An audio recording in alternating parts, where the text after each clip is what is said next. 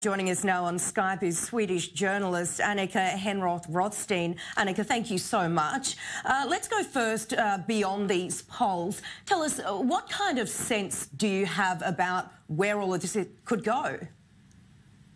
Well, I mean, the polls have all been shown in one direction, I would say. I was just looking at the latest one released yesterday, where you have the Sweden Democrats at 24.8, actually making them the biggest party in parliament, with the Social Democrats right behind, and then the moderates.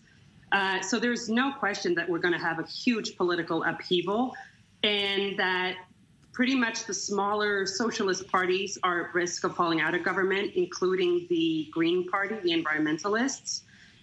So we see ourselves with pretty much a broken parliament going forward, where there would have to be an alliance formed, and a very contentious one at that, probably.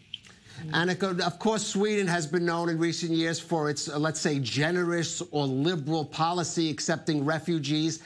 Now, if these polls hold, or if Åkesson's party does even better than expected, even if it's not in government, do you think the results will change Sweden's policy on immigration and refugees? I mean, it will have to either way. I mean, it has to be said, first of all, that the Sweden Democrats always poll pretty badly. So when it says they're at 24.8, you know, in the past two elections, they've polled between 6 and 8 percentages below the actual end result. So, of course, it's going to have to change. What will probably happen, best case scenario, is it's going to push all of Swedish politics to the right. But considering that they will have significant influence over all of the decision-making in Parliament going forward, we will have a much more restrictive immigration policy for sure. But that's not the only thing it's going to impact.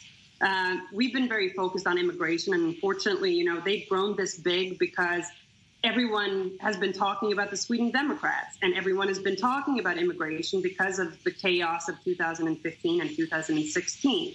But there are other implications of a Sweden Democrat win as well. I mean, they are very anti-religious freedom, something that, you know, will severely impact the Jewish minority as well.